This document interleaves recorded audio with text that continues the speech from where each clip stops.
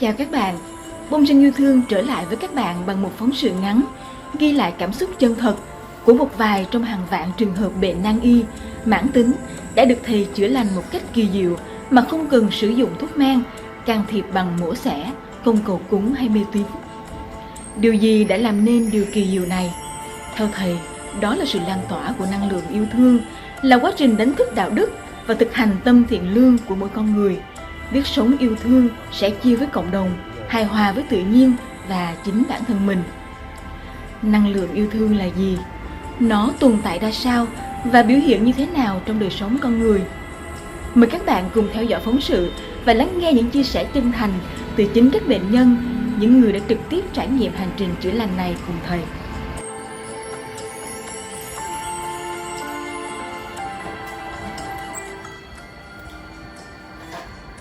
Chị Nguyễn Thị Đoan đến từ Nam Định, từng lên cơn đau sỏi thận cấp, cơn đau bộc phát dữ dội.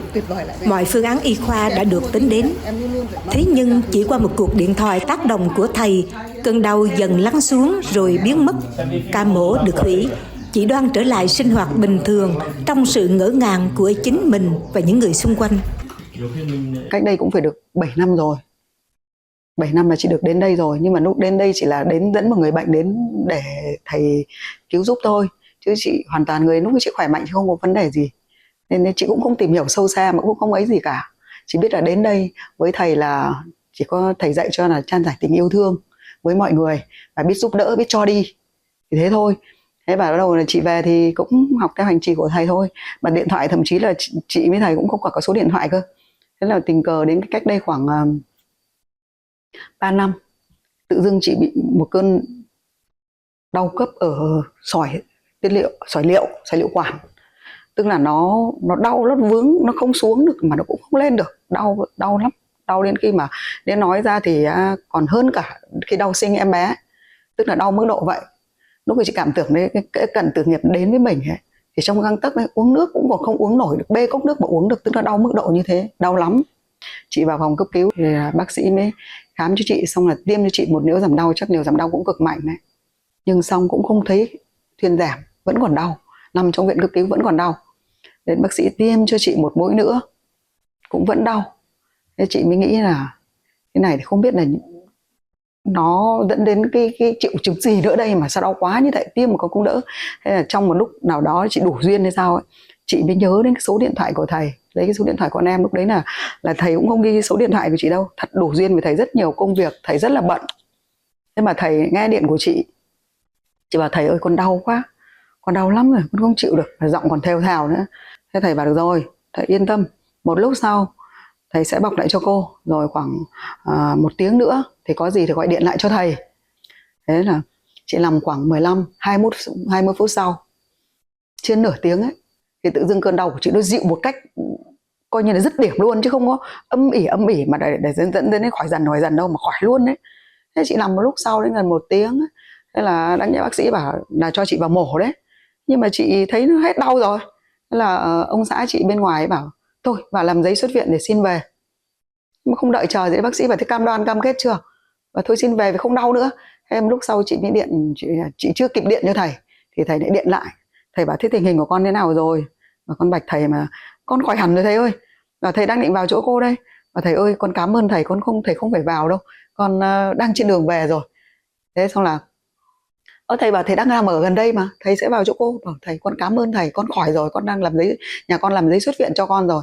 Trong vòng từ lúc vào đến lúc quá hơn tiếng đồng hồ là vừa nhập viện vừa xuất viện. Thì cái đấy là một cách rất là vi diệu mà thầy chỉ có điều khiển từ xa thôi. Thầy không nhìn thấy hình tướng của thầy đâu, không có một viên thuốc nào, không có một cái gì nào gọi là đúng như là ảo thuật đấy, rất là vi diệu luôn đấy. Cái cách mà khỏi một cách dứt điểm luôn, mà khỏi, tức là khỏi bật luôn, chứ không có như là một người bình thường, không có từ nặng sang nhẹ, xong nhẹ dần rồi khỏi, đây là khỏi luôn. Thế là chị về chị cũng chẳng có thuốc men mà cũng chẳng bị làm sao cả. Thế là nó khỏi dứt điểm từ ngày đấy đến giờ, khỏe mạnh, coi như là không có việc xảy ra, không biết viên sỏi nó đi đâu mà nó cũng về đâu làm sao nữa. Thế là khỏi hẳn rồi, tức là vi diệu vô cùng luôn. Một bé trai khác mắc chứng loạn thị, cận thị do dị tật đáy mắt bẩm sinh, căn bệnh mà y học hiện đại xác định không thể chữa khỏi. Thế nhưng, theo cách tiếp cận của thầy, Khi căn nguyên được nhận diện và sự mất cân bằng được điều chỉnh, thị lực của em đã hồi phục.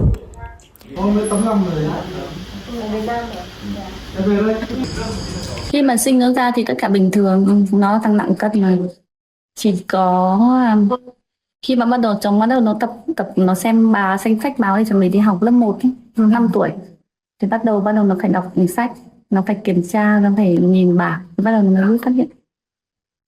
Thì cho đi khám thì phát hiện ra nó bị loạn thị và cận thị, do cái dị tật là do nó bị dị tật đáy mắt bẩm sinh.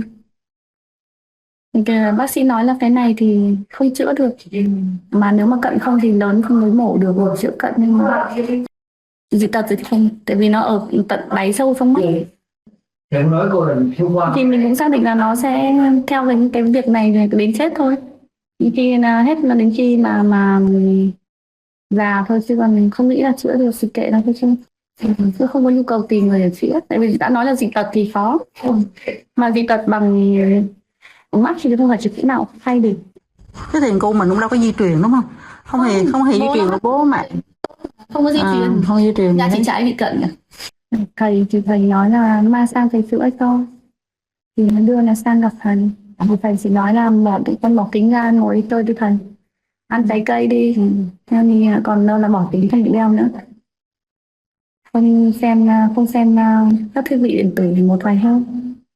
Thì mình thực hiện được như vậy thì chỉ trong cái lúc mà ngồi với thầy khoảng độ 30 phút, thì ngồi với thầy xong rồi chơi, xong thức ăn xong rồi nó nằm ở chỗ ghế của thầy ngồi á, nó đọc cuốn truyện khoảng hơn 200 trang. Ngày hôm đó luôn, ngay lúc đây đấy.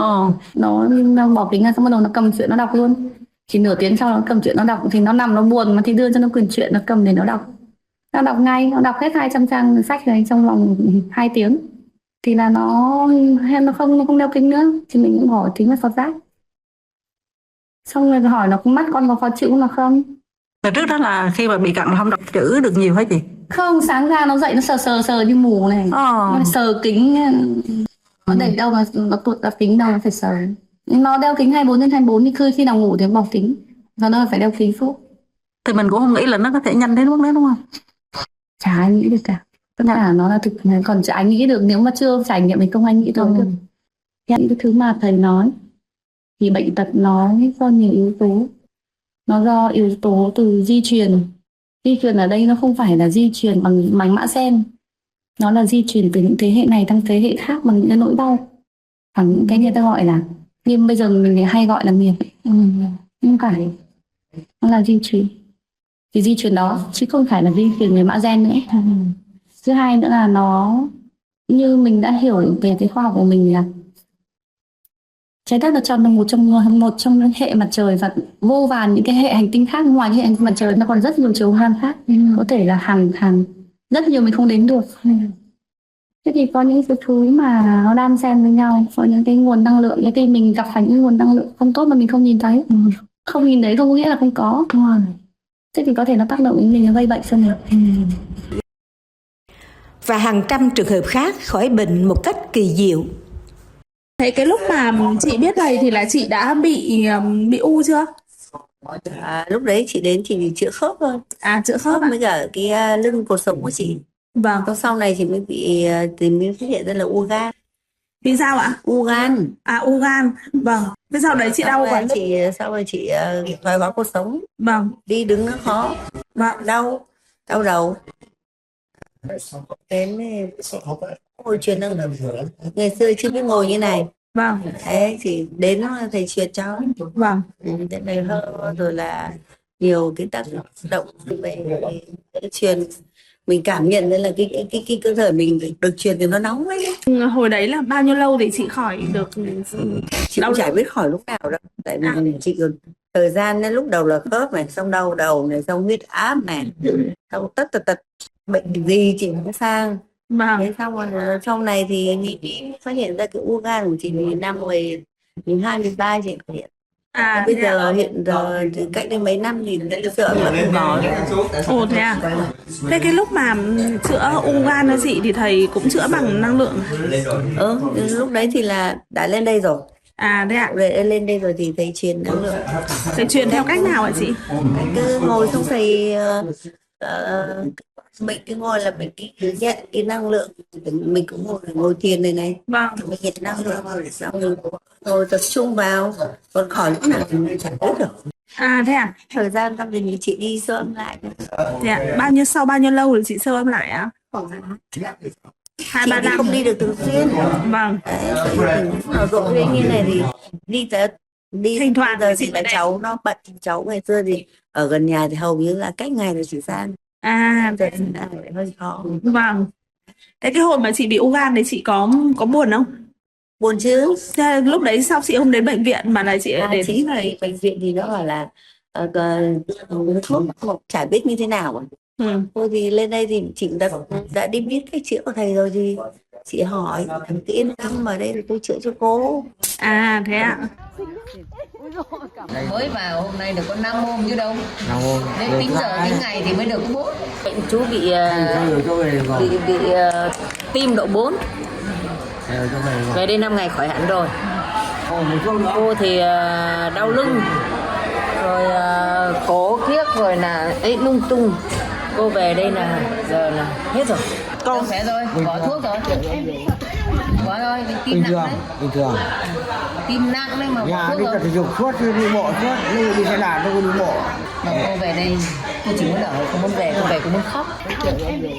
Và cô chưa thấy từ bé đến giờ 60 tuổi đầu, cô chưa thấy ở đâu mà thầy này dân dã mà thương thế này lại không lấy một đồng tiền ăn tiền uống, không mất lấy cái gì giả còn không lấy, mà cả từ con của thầy quá là tử tế.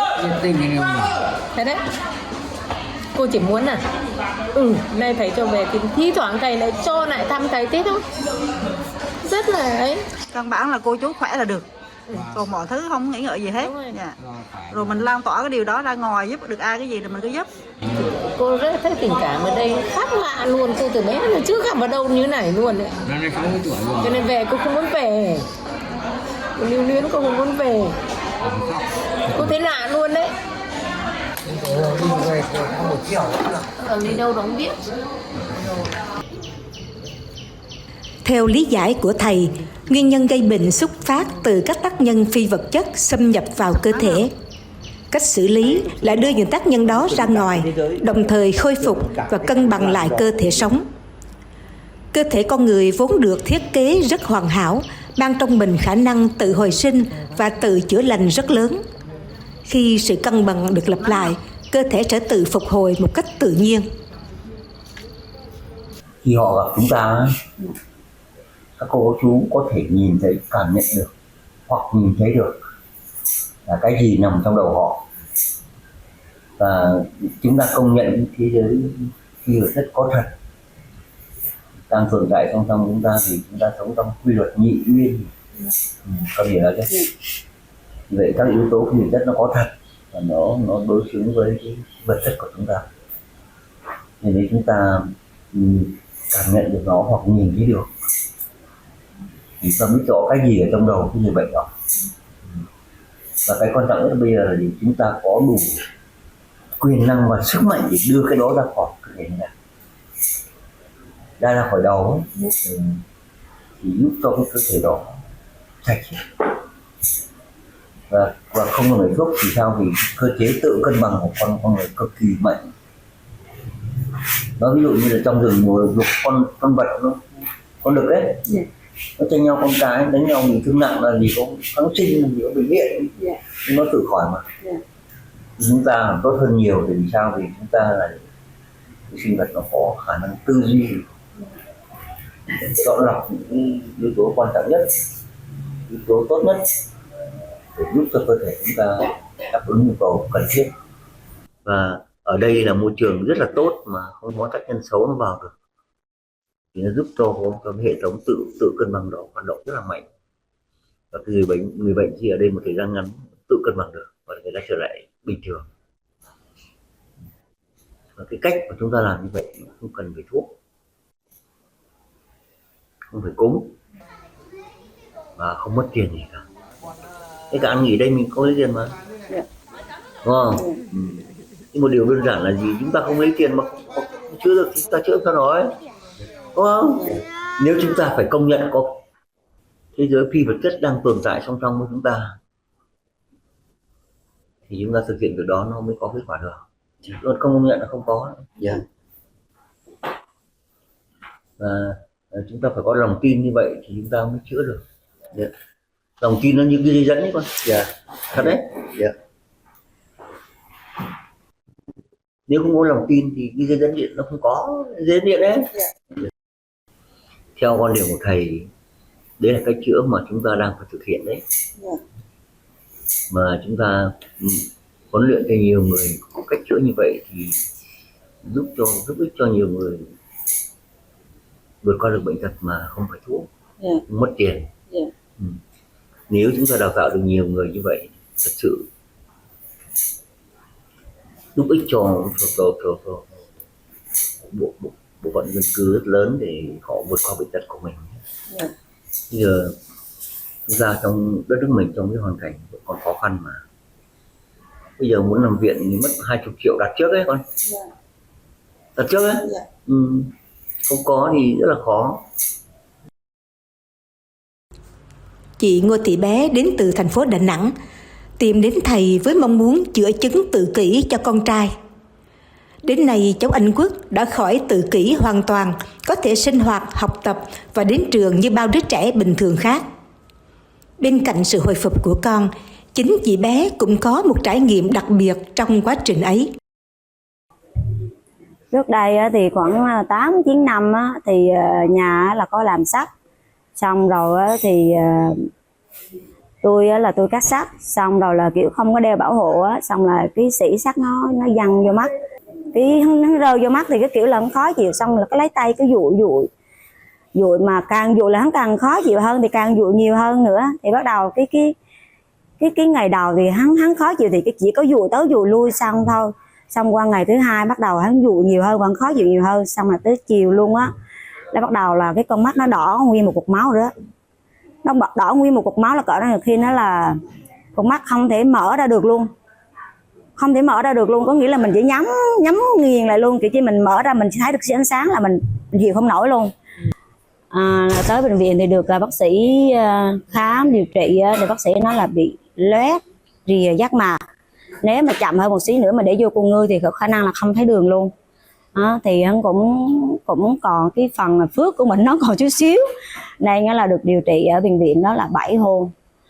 Thì cái phác đồ điều trị là uống thuốc với lại tiêm kháng sinh. Cứ mỗi năm mà cái khả năng miễn dịch của mình nó kém á, hay là mình có chuyện chi phiền lòng hay là mình bực bội thì cái đề kháng của mình nó tụt xuống, thì cái con mắt nó lại nhức, thì nó trở lại cái tái phát lại lần nữa, thì cũng phải tới bệnh viện nằm tới 7 ngày và chích kháng sinh tiếp, là hầu như là cái năm nào cũng phải đi, rất là khổ. Cái đau con mắt xong rồi đau cả cái liệu trình mà mình quá trình mình chích thuốc á. Cái 3 năm đầu có phác đồ là em bị cái bệnh đó là 7 năm, nhưng mà 3 năm đầu là phác đồ là điều trị là chỉ có 1 mũi kháng sinh thôi, nhưng mà 4 năm sau đây là tới 2 mũi, sáng 1 mũi mà chiều 1 mũi. Hắn cũng ghét như đứa đó, mà đến hồi chích về là người là khô rang luôn.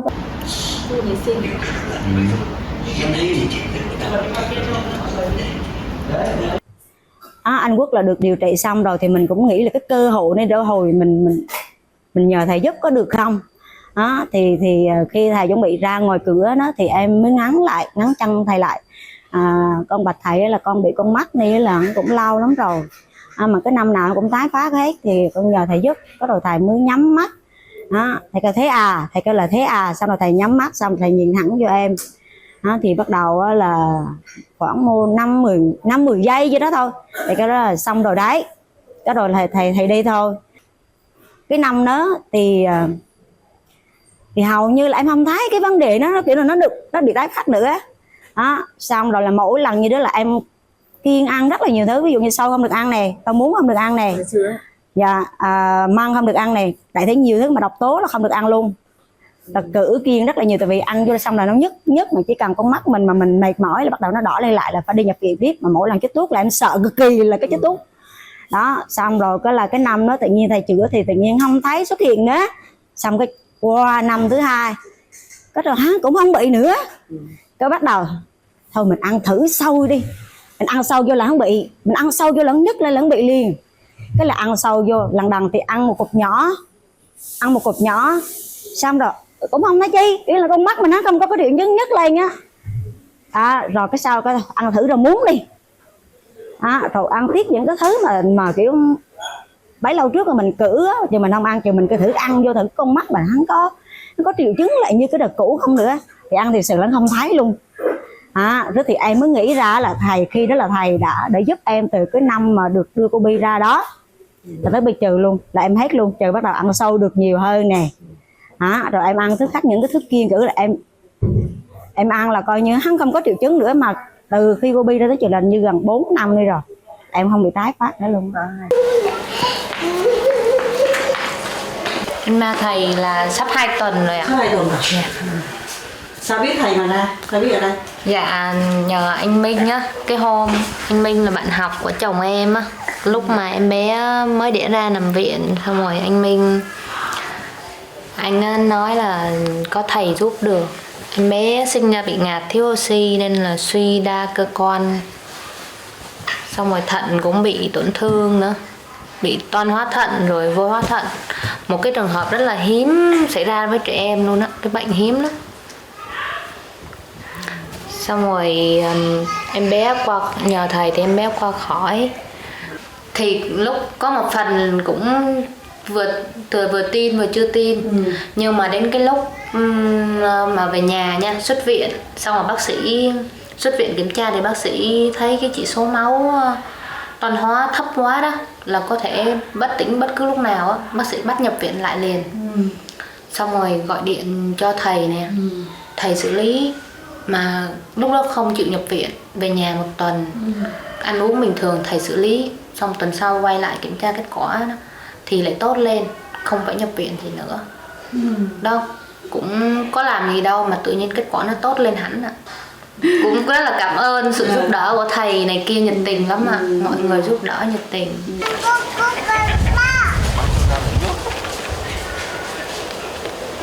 Cây này nhiều năng lượng nhất ở đây. Ai nói em biết? Anh Minh ạ. Tại anh Minh anh cũng ở đây 5 năm rưỡi rồi, mà trước đó là thầy cũng chữa bệnh cho vợ anh á, bị tim khỏi, xong rồi anh mới đi ra đây ở để tìm hiểu thêm. Đây là một thực tế có thật, có nghĩa là đi hàng trăm ca bệnh các cô chú ghi vào đều thực tế mà. Và những người bệnh bây giờ khỏi một cách ngoạn mục thì đang vẫn trở lại cân bằng, trở lại cuộc sống bình thường đó. Không phải một bệnh nhưng rất nhiều loại bệnh khác nhau đó. Thì ý thầy nói là gì, cái cách chữa bệnh đó nó có thật, và chúng ta muốn truyền tải tất cả cái đó ra cho mọi người hiểu được, và chúng ta giúp cho họ khỏi bệnh một cách rất ngoạn mục, rồi không mất tiền, không mất thuốc, đặc biệt là không cúng bái gì cả. Nhưng giả sử thế này nhé, nếu chúng ta truyền tải được cái này ra cả thế giới,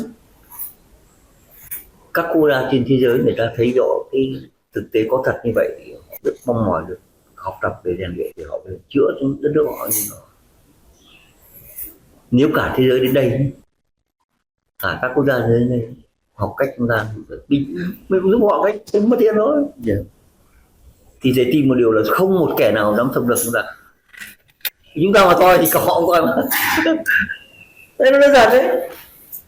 Thì theo quan điểm của thầy, đây là một cái hiện thực có thật, thì các cô chú hãy cố gắng truyền tải cái đó ra khắp nơi để cho họ hiểu được là chúng ta có cách chữa như vậy, giúp cho nhiều người có hy vọng trở lại cân bằng. Vì có nhiều bệnh chúng ta chữa mà hiện nay thế giới nó không chữa được, mình mở ra cái hy vọng cho những người được chữa như vậy. Thầy, cái việc chữa bệnh của thầy cũng như là một việc nhỏ thôi đúng không thầy? Tại vì không phải ai thầy cũng đủ duyên thầy mới chữa, nhưng không phải ai thầy cũng chữa hết. Đó là một quy luật mà. Chứ tôi hỏi cô nhé, bị chuyên án tử hình bắt lên ân xá qua cứu được không? Phần dương nó thế đấy, phần âm linh tâm linh giống vậy mà, đúng không? Có những vấn đề chúng ta không được phép được. Thầy nói ví dụ này nhá, có một bà ở Lạng Sơn lên đây, bà dắt đứa cháu nội lên đây, giờ thầy chữa cho cầm điếc á. Đến ngày thứ 3 thì con bé mà thầy nó bị trầm cảm mà thầy chữa khỏi, nó ở Đại học Quốc gia Hà Nội á, nó ngồi cạnh thầy nó gào lên buổi tối ấy. Chỉ mặt mà bảo tại sao thầy lại chữa cho người này, và thì ai các vị lai mà lại nói điều đó thì họ nói luôn là gì, tôi là những chiến sĩ bộ đội chết ở Lạng Sơn đấy. Cái người này thì trước mặt thầy này, người ta dẫn đường cho quân Trung Quốc vào giết hại chúng tôi, giết hại nhân dân, tại sao thầy chữa cho họ? Đó là một cái điều thực tế. Cái gì con thì hiểu xem thầy có được phép chữa không? Ai chữa thì chữa chứ thầy không. Cái đó không rất cái đó nếu được thầy chữa không. Bệnh viện biết thầy không biết, nhưng đối với cá nhân thầy là thầy không. Có điều đó là và người ta đã tự động bỏ về luôn. Cái chỗ ác ra đi cứu người ta, cái nhân đạo ở đó thì tôi không quan tâm cái chuyện nhân đạo ở đâu nữa, không biết, thầy không biết. Nhưng cái kẻ mà đã hại giết hại chúng ta thì thầy không làm. Rồi có một cái chuyện mà thầy kể con thấy cũng thú vị là cái oán hận của cây cỏ thì tìm ra thì đến cái người nó họ cũng phá mấy hectare rừng, rồi sau thầy cũng tất cả những cái thứ được trải nghiệm, được thiết kế đưa trên đất này có quyền bình đẳng như nhau theo quan điểm của thầy như thế, và chúng ta làm hại họ thì chuyện oán hận là chuyện tất yếu. Hại họ thì chúng ta hại cái gì? Mày giết mổ bò nhiều, những người loạn nhiều, mày cũng bị án nữa, đúng không? Mày cứ làm nghề giết mổ lợn sao, đúng không? Ngày mà giết được 20 con một năm mà giết cả tỷ, làm sao mày không bị oán? Cái chuyện đó bình thường mà. Cây cỏ hay con cây con thì nó cũng là một cái đại diện mà được thiết kế đưa như đất này để trải nghiệm, con hiểu đó không? Và mình tiêu diệt họ trong cái phạm vi mà vượt qua cái phạm vi mà chúng ta được phép thì chúng ta phải chịu tội chứ. Ông cha chúng ta dạy chúng ta một cái chuyện rất là quan trọng là gì, trong 3 nghề trong cuộc sống ấy, là dù có đi ăn mày cũng không bao giờ được phép làm, vì nó mang tổn hết ống đức của con cháu. Đó là nghề đưa người cửa trước rước người cửa sau á, nghề lầu xanh á. Nghề thứ hai là nghề giết mổ. Nghề thứ ba là nghề cho vay nặng lãi. Ông cha chúng ta cấm con cháu không ai được phép làm cái việc đó đấy đâu, vì nó tổn ống đức rất mạnh, đời ra con cháu không còn phúc để mà sống đâu. Cái đó là thật thực tế mà, đúng không? Cái chuyện ấy là chuyện rất là bình thường. Thì đó là cái quy luật mà chúng ta phải thực hiện. Chứ còn trong thiết kế thì chúng ta được phép để tồn tại thì bụng cô bụng thầy mọi người đều là cái nghĩa địa chứ, đúng không? Nhưng mà ở trong cái giới hạn cho phép chứ, đúng không? Bụng cô đi gà chó rồi cá mú không có chó này, đúng không? Nó đủ thứ mà. Rồi rau dưa nó cũng là một cái thứ đại diện của trái đất này, nhưng mà chúng ta được phép. Chúng ta nằm trong một hệ thống tự cân bằng đâu, tự cân bằng rất là mạnh. Chúng ta thải ra thì có đứa nó cũng cần chúng ta mà. Cái bò hung đang chờ, đúng không? Đấy là một cái quy luật thôi, nhưng mà có điều là chúng ta vượt ngược quy luật thì chúng ta mang tội. Thầy cho rằng năng lượng yêu thương chính là chìa khóa mở ra quá trình chữa lành. Đó là thứ năng lượng vô hình nhưng rất thật, được sinh ra khi con người biết quay về sống thiện lương, biết yêu thương, biết sẻ chia với cộng đồng, biết tôn trọng tự nhiên và chịu trách nhiệm với những gì mình đã gây ra trong quá khứ và hiện tại. Yêu thương không phải là khái niệm trừu tượng. Nó thể hiện qua từng suy nghĩ, từng lời nói, từng hành động mỗi ngày. Khi tâm con người chuyển từ ích kỷ sang bao dung, từ oán trách sang tha thứ, từ tham cầu sang biết đủ, thì dòng năng lượng trong cơ thể cũng thay đổi. Và khi năng lượng thay đổi, bệnh tật cũng không còn môi trường để tồn tại. Thầy đơn giản lắm, thầy đơn giản lắm, đọc có chiếc mấy cái bộ quần áo rất đơn giản, một người bình thường, quá bình thường luôn. Thầy không lấy của ai một xu nào, một đồng nào, mà thầy chỉ có cho đi. Thầy dạy chúng con làm cái điều thiện, và từ đó chúng con ước nhờ cái hạnh nguyện của thầy. Biết cuộc đời này chỉ biết cho ra thôi, vì trước chúng con đã không biết đã lấy vào rất nhiều, và thầy dạy chúng con là phải cho đi, chan giải tình yêu thương, và con đã làm hạnh nguyện như thế. Hôm nay con lên chỉ với mục đích là tri ân thầy thôi, chứ không có điều gì ở cầu cạnh ở thầy, mà thầy cũng không cho ai cầu cạnh những điều đó, mà thầy cũng chẳng lấy của ai cái gì cả. Thế cho nên là con muốn mang cái thông điệp này, một thông điệp tốt đẹp đầy năng lượng tích cực từ nơi con, và đã được thầy cho như thế thì mọi người sẽ cùng hạnh nguyện này và lan tỏa rất nhiều nơi để cho mọi người được biết đến. Thì ra đây rồi thì không những chữa bệnh mà chúng ta học được cái tâm từ của thầy, cái trí tuệ của thầy để chúng ta về sau này chúng ta giúp cho con chúng ta đi đường thiện, sống thiện, và đặc biệt là sống hòa đồng với mọi người, sống tốt với mọi người để chúng ta có cái nhân lành từ bề trời. Thầy hay nhấn mạnh nhất một cái thông điệp là quan trọng nhất là một cái tình yêu thương. Một tình yêu thương trong cuộc sống thì luôn luôn cố gắng và phải chịu trách nhiệm với tất cả những cái việc mình đã làm. Cho dù vô tình hay cố ý thì mình đã làm rồi thì mình phải chịu trách nhiệm và mình phải biết cái gì đúng sai để mình sửa.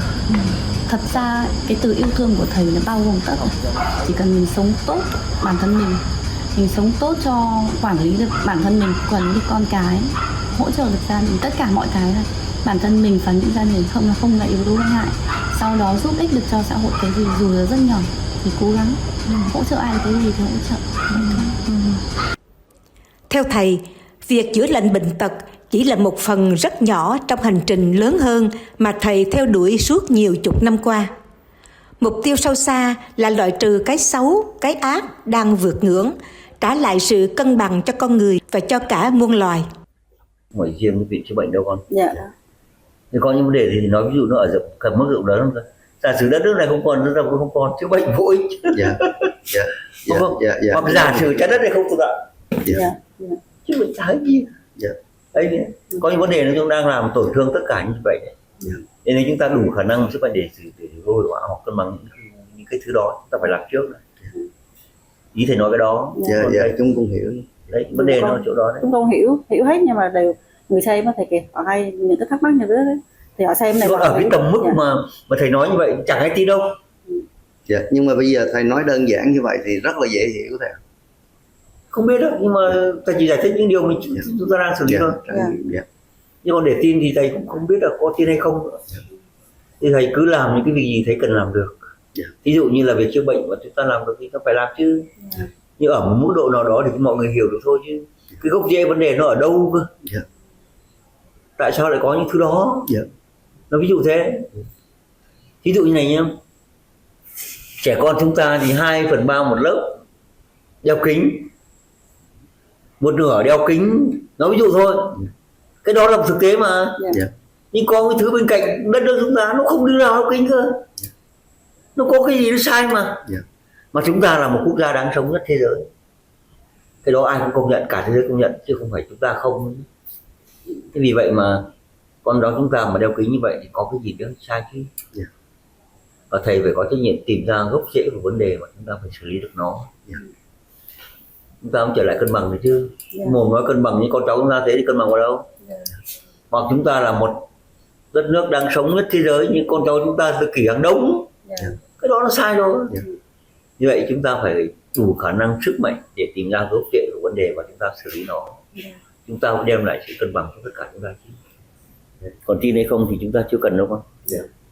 Thì bây giờ giải thích những cái thứ chúng ta nhìn thấy, chúng ta cảm nhận được. Thì cái người không biết cái đó thì nó không có điểm chung đâu. Cũng như cái điện thoại này bây giờ tại sao nghe được, tại sao nó được, chúng ta biết là sao nổi. Không phải việc của mình. Nhưng nó là một thứ hiện hữu hàng ngày chúng ta sử dụng, không công nhận không được dụng. Thế nhìn từ góc nhìn cái đó ra các vấn đề khác nó cũng thế mà. Đúng không? Và chúng ta phải có một nhiệm vụ quan trọng nữa là gì? Chúng ta phải mời các cái đại diện ở bên ngoài có sự phát triển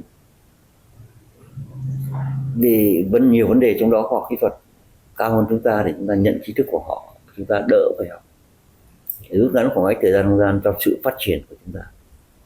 Khi chờ phát triển đến lúc ấy thì chúng ta chết bố hết rồi, hoặc chúng ta bị phá hủy hết rồi, không được đâu.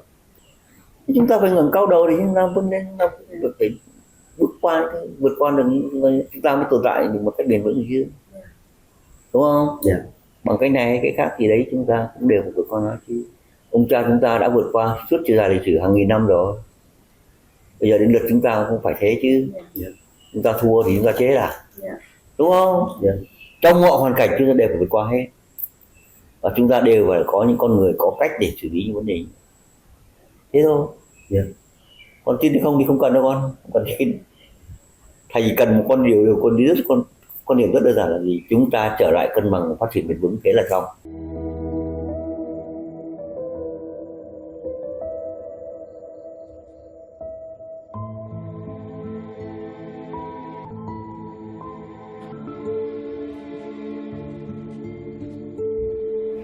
Các bạn vừa xem xong phóng sự Năng lượng yêu thương và sự chữa lành kỳ diệu.